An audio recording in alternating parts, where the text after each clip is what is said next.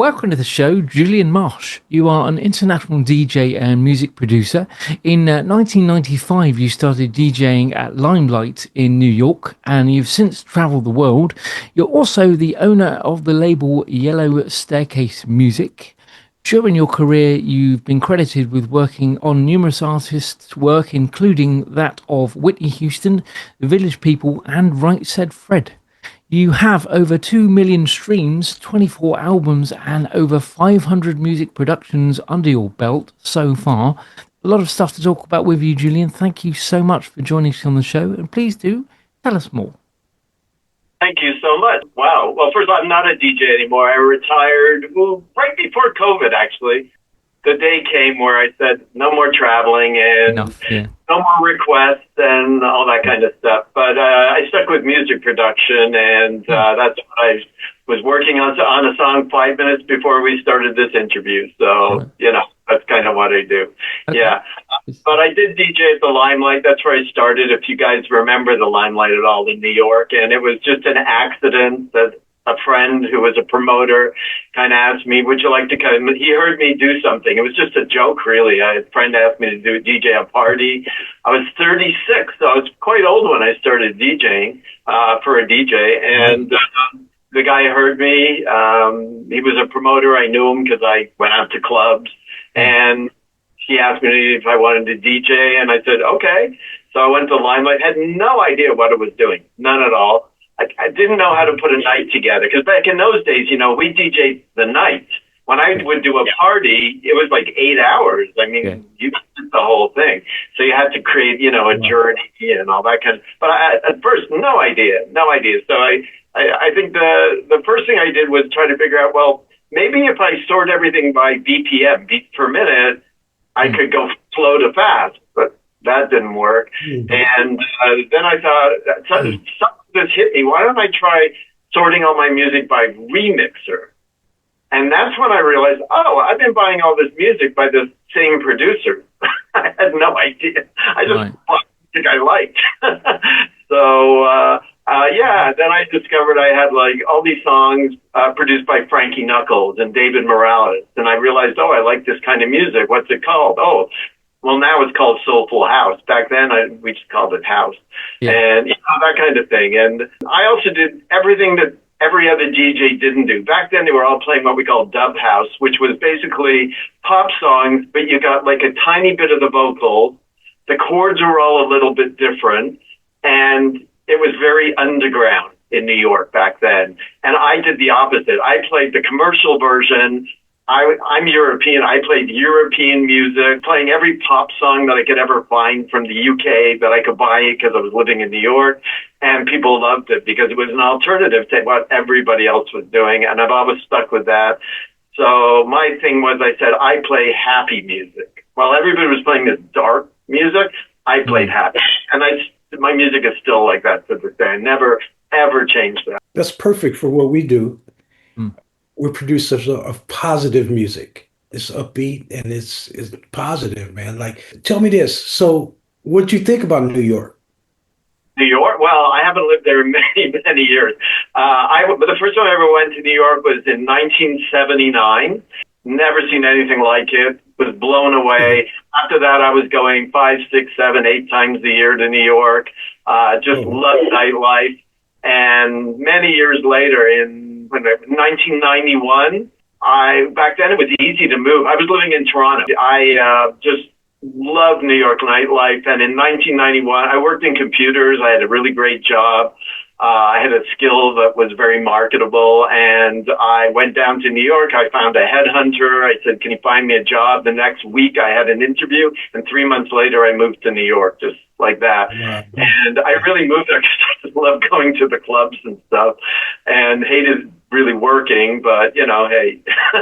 And then, like I said, in 1995, I accidentally became a DJ, but I never stopped my day job. I worked, I was what was called a relational database administrator. And on weekends, I would run off on a Friday and hop on a plane and probably come back Monday morning and arrive from the airport and go, right to work. It was like crazy back then, while also producing music, buying new music, trying to keep friends and everything else all at, you know, it was a crazy time. But eventually I just couldn't do it. I got older and it was just too much, and I moved to Florida and I lived there for 16 years and continued to DJ, produce a little music, you know, and then I discovered Madrid. And lo and behold, I'm like, wow, I think I'm Lou there. I kind of like it. So I've been here for 7 years, and in the last 2 years, I have done more production than in virtually all the other time, because I've now embraced AI. Sorry, but oh, all right, yeah. So I do dance music, mostly. Well, okay, so I don't know. Do you remember Frankie Knuckles? Frankie Knuckles was what is considered the godfather of house music. Frankie Knuckles invented house music. So what he did was he would take songs that people had produced, and this is on tape back in the day, and he would cut the tapes up, rearrange the music, and maybe add an extra percussion line or something. But so where he DJ'd, he called it his house. And his house had their own music because he did his own mixes. So it became house music because it was an in-house version of songs. And that's how house music was invented. And Frankie, when I lived in New York, lived across the street from me. And we used to go record shopping together. And I loved his music because it was rich and soulful, and it always had this beautiful, beautiful piano in it. And I'm a violinist. I studied violin. I'm a classically trained violinist in school, but I never learned to play piano. I learned how to play some chords and stuff, but I never could play two hands. But now with AI, I can play those piano parts now. I mean, I could never do it before. AI's allowed it. Logic has an AI piano built into it that blows me away. It just. So you're cheating now, huh? Is it cheating? I don't know. I mean, there's a million parameters to get the sound and style that you want. It's just, I could hire somebody to play that and tell them what I want, or I could get the exact same thing, moving parameters, not having to tell somebody what to do, and come up with the same thing. So I don't know. It feels like a logical way to go.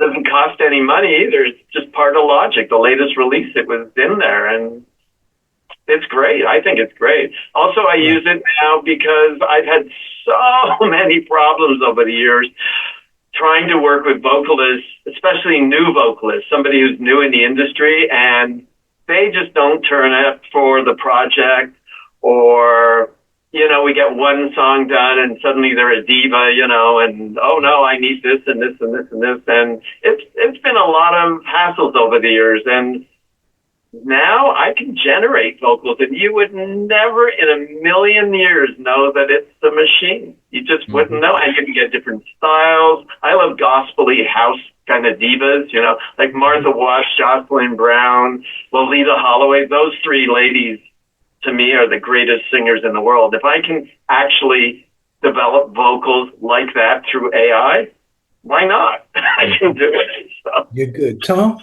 Yeah. Well, just staying with AI then, would you say then in that respect, you feel that AI has, in that sense, sped up the process of your production? Or would you just say it's made things easier, or it's also sped up the kind of time? Oh my God. I can actually start, and first of all, I'm very fast. One of the reasons I have over 500 productions is because I can do a song from start to finish, and I've been doing this for years in a couple of days. I mean, people love me as a DJ because I didn't drink, I didn't do drugs, I worked. I knew what I was doing. I was there to entertain, and that's what I did. Unlike many other people who partied and, you know, accidents happened in the middle of DJ sessions. So I was never like that. I'm the same with music. When I'm focused, I'm focused. And if I'm doing a song, and I do it quick, I make decisions. I don't need to sit there for 2 days coming up with a conga rhythm. Yeah. I come up with a conga rhythm, I got a conga rhythm. You know, that's how I am with it. So AI has allowed me now. I mean, I guess when I start something, my first thing is I usually come up with a title of the song. That's usually what's in mind. And once I've got that, and it could come from anywhere. I mean, I could be in the shower humming, and now I sit down with an AI program like ChatGPT or one of those, and I start having a conversation about writing a pop song with this title and the kinds of lyrics I want, and I write the lyrics with AI. But it's not just AI. You have to understand, it's a conversation. Yeah, That's right. Yeah. Okay. Yeah.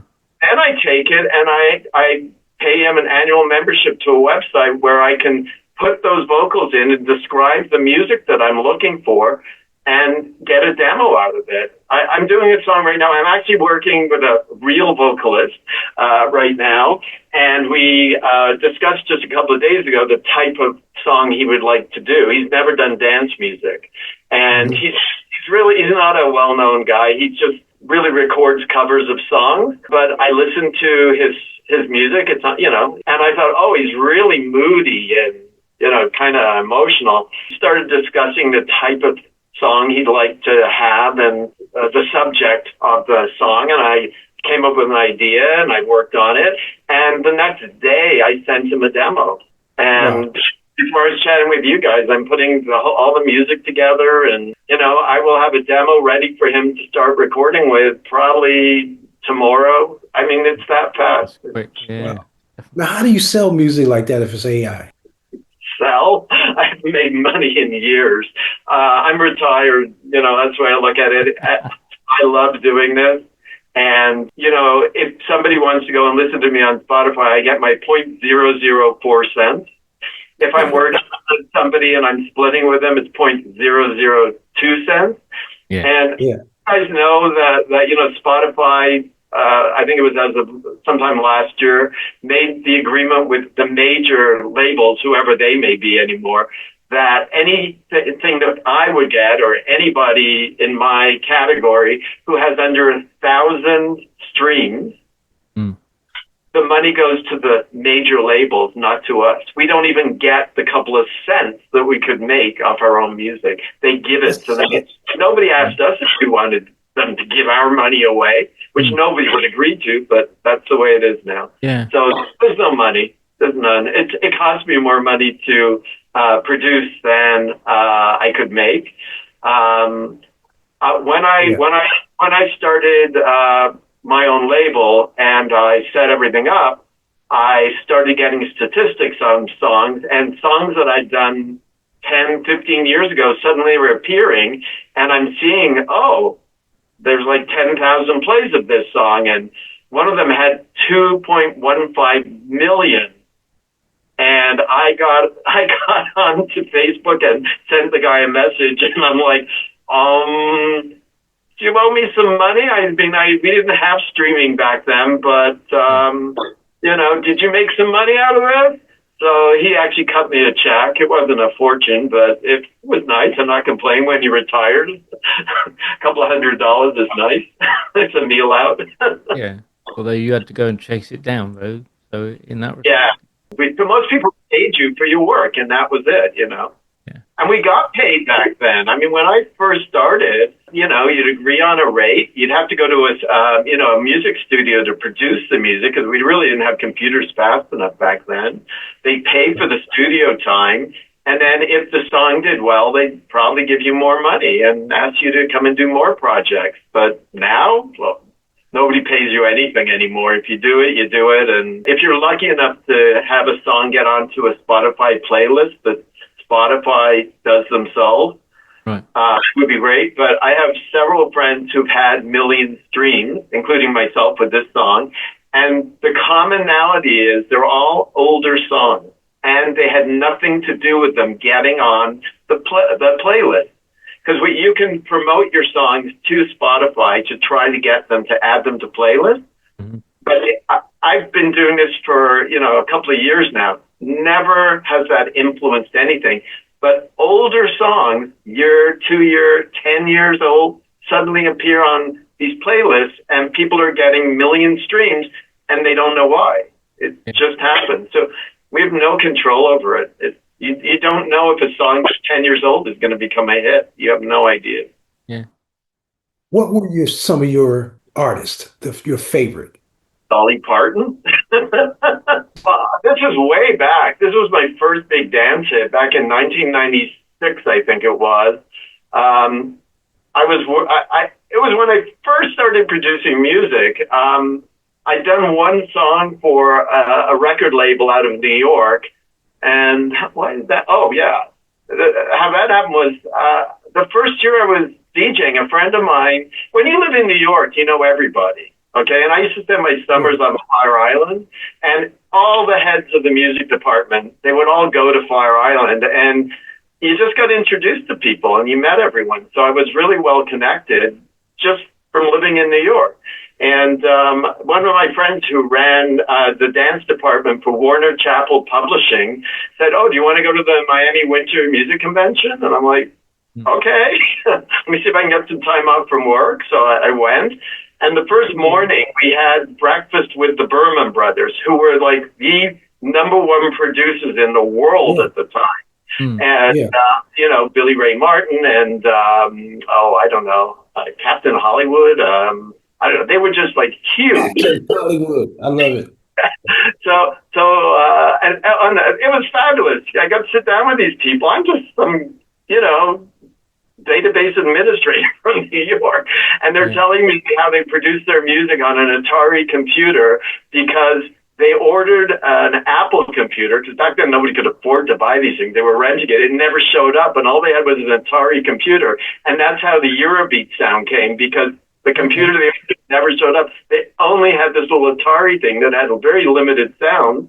Right. And that's their sound. That was it, you know. But anyway, while having lunch, somebody just walked up to me and said, "What do you do?" And I said, "Well, I work in computers, but I'm a DJ in New York." And he goes, "Oh, I live in New York. Do you want to produce a song?" And I'm like, "I don't know how to produce the song." And he goes, "I didn't ask you that." He said, "Do you want to produce the song?" I said, "Okay." I said, "For who?" He said, "Oh, I'm working with Lonnie Gordon." Well, Lonnie Gordon had a song out called "Happening All Over Again," which was this massive worldwide #1 hit. And it was produced by Stock Aitken and Waterman, you know, PWL, which I loved their music. So my very first song was working with Lonnie, who I've known for many years now. And the second song, the guy somehow got a contract to remix a song Dolly Parton had called Peace Train, which is a cover of Cat Stevens' song. And I got to remix it, and I just asked people around. I just asked people, "Does anybody know anyone that knows how to produce music?" Yeah. And a friend of mine said, "Yeah, I know some guy. I think he produced it." So I said to him, "Would you like to work on this project with me?" And she said, "Okay." And we did a mix that, you know, it was my mix and Junior Vasquez, who was a big underground DJ at the time. And he, you know, I do happy music and he does dark music. So my version became a hit. When I would go on vacation, I would, you know, go out dancing. I heard my version. It blew me away. So that was kind of cool. Yeah. So anyway, that's how I got to work. I never met Dolly Parton, but I got to work with her. And I followed her my whole life. And her music always is inspirational. She's just a totally gay positive person. She stands up for people. She's an equality fighter. She's a wonderful person. And my shit was her. Naturally, I would love to meet Dolly Parton. Wow. Yeah, I met her. She's a sweetheart. Go ahead, Tom. I just want to ask a little bit more about the kind of artists that you mentioned working with Dolly there. How did a lot of the sort of more mainstream artists come about that you were working with them, the likes of Whitney and Right Said Fred and so on? Was that just kind of right place, right time for you, or was there anything particular? It was because I knew the guy that ran Arista Dance. He was one of the guys I'd meet out on Fire Island, and at some point he said, "Oh, would you like to do a Whitney mix?" I'm like, "Okay." Yeah. It wasn't such a big deal back then because it was New York, and I knew all the other producers. I'd met them all, and I'd gone into their studios. Some of these guys, like for example, Tony Moran. He was a really, really good friend of mine. I met him. We liked each other. his studio was right around the corner from where I lived, and he'd often invite me over when he was recording, had artists in, and I got to meet them. And he had 5 or 6 engineers doing everything for him, and those guys were so cool because I was like, well, "How do you do that? What do you do?" And they taught me. Learning on the job, yeah. It was really incredible, and so I don't know. You just get to know people, and right since Fred, there was a guy, I can't even remember his name now. There was a guy in New York, and he just asked me to do a whole bunch of songs. He said, "Oh, I'm working." This was well after they had their big hits. Yeah, back in the 90s. But, I did, I think, 4 or 5 songs for them. Yeah. Wonderful. Julian, thanks for coming on, man. I appreciate your time. And it's really cool for us to meet you. And Tom's going to get all your media information so we can pass and show the love.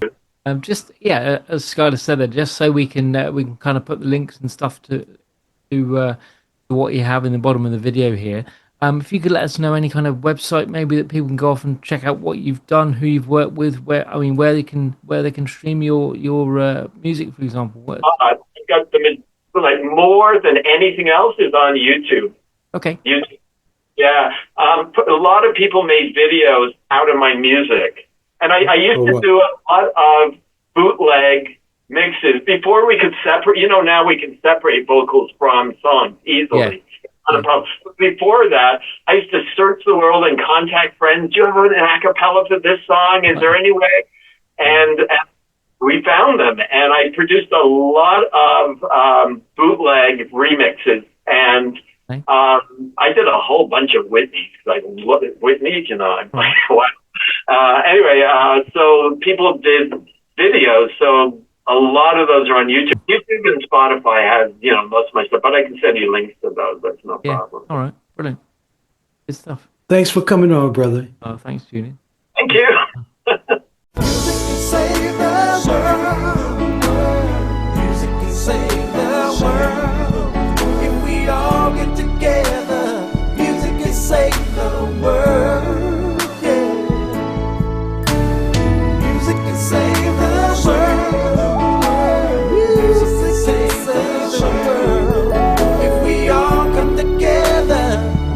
Save the world.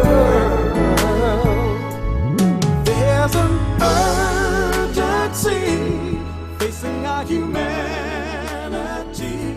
Thank you so much for watching. To stay up to date, please click subscribe and hit the bell. You can also join our group on Facebook and find us on LinkedIn and Instagram.